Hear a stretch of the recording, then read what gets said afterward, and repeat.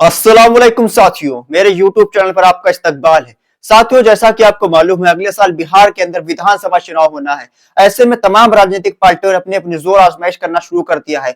AIMIM party पूरी मजबूती के साथ इस बार बिहार का विधानसभा चुनाव लड़ने जा रही है। एएमआईएम पार्टी बिहार के अंदर, खासकर सीमांचल के अंदर एएमआईएम पार्टी बहुत ज्यादा मजबूत स्थिति में है।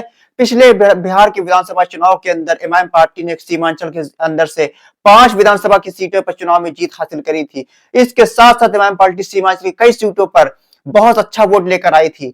अब उम्मीद जताई जा रही है कि एमआईएम पार्टी इस बार सीमांचल से बाहर निकलकर मिथिलांचल के इलाके में भी बहुत ज्यादा जोर शोर से इस बार चुनाव लड़ने जा रही है। इसके साथ साथ तिरहुत के इलाके में भी एमआईएम पार्टी का बहुत ज्यादा वर्चस्व इस बार जमता हुआ नजर आ रहा है। जी हाँ, एआईएमआईएम पार्टी के नेता अख्तरुल इमान साहब, जो कि आमौर से विधायक हैं, वो इस बार पूरी मजबूती के साथ एमआईएम पार्टी को झंडा लेकर बिहार की विधानसभा चुनाव में लड़ने की तैयारी कर रहे हैं। और इस बार बिहार की विधानसभा चुनाव में हो सकता है एमआईएम पार्टी 50 से ज्यादा सीटों पर अपने उम्मीदवार उतारे और एमआईएम पार्टी यहां पर मजबूत स्थिति में चुनाव जीत कर आए। और चुनाव नतीजे के बाद, जी हाँ, चुनाव नतीजे के बाद यह बात यकीनन हो सकती है कि एमआईएम पार्टी का डिप्टी सीएम बने बिहार के अंदर। जी हाँ, अगर एमआईएम पार्टी के 20 से 25 विधायक चुनाव जीत कर आते हैं तो यकीनी तौर पर यह माना जा सकता है कि एमआईएम पार्टी डिप्टी सीएम पद पर अपना दावा ठोकेगी और अख्तरुल इमान साहब बिहार के डिप्टी सीएम बनने जा रहे हैं। ऐसा हम नहीं कह रहे हैं, ऐसा वहां के राजनीतिक जानकार लोग कह रहे हैं।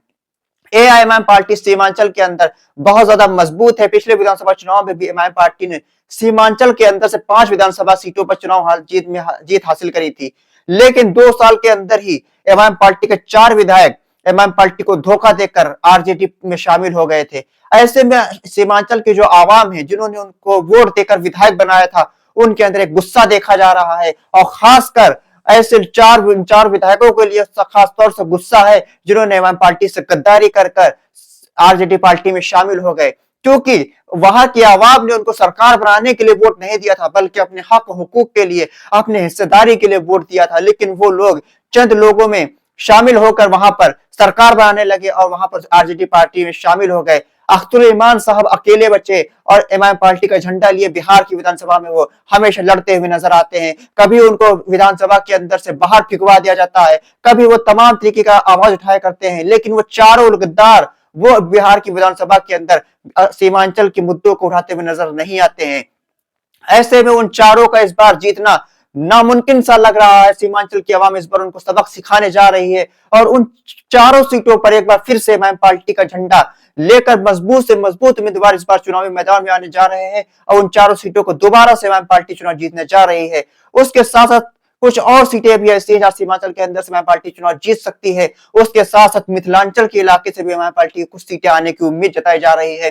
तिरहुत के अंदर जहां पर राणा रणजीत सिंह बुरी मेहनत के साथ एमआईएम पार्टी को आगे बढ़ाने के लिए काम कर रहे हैं, उस तिरहुत के इलाके में भी एमआईएम पार्टी इस बार बड़ा खेला करने की तैयारी कर रही है। और हो सकता है इस बार राणा रणजीत सिंह भी एमआईएम पार्टी के सिंबल पर विधायक बनकर आए। उनके साथ साथ 3-4 और तिरहुत के इलाके से विधायक निकलकर एमआईएम पार्टी के सिंबल पर चुनाव जीत कर आए। ऐसे में यह माना जा रहा है कि जब सरकार बनाने की बारी आएगी तो एआईएमआईएम पार्टी के साथ के बिना किसी भी कोई सरकार बनाने की स्थिति में नहीं होगा। ऐसे में यह बात साफ है कि एमआईएम पार्टी डिप्टी सीएम पद की मांग रखेगी और वो भी अख्तरुल इमान साहब डिप्टी सीएम बनेंगे एमआईएम पार्टी की तरफ से, ऐसा माना जा रहा है। साथियों, आपकी क्या राय है? क्या एमआईएम पार्टी बिहार के अंदर डिप्टी सीएम पद पर मांग करेगी? क्या अख्तरुल इमान साहब को बिहार का डिप्टी सीएम बनना चाहिए? आपकी क्या राय है? आप अपनी राय कमेंट बॉक्स में हमको दें। साथ ही साथ हमारे चैनल को सब्सक्राइब करें, वीडियो लाइक करें और हमारे चैनल को सब्सक्राइब कर ले और वीडियो को तमाम ग्रुपों में शेयर भी कर दे। खुदा हाफिज।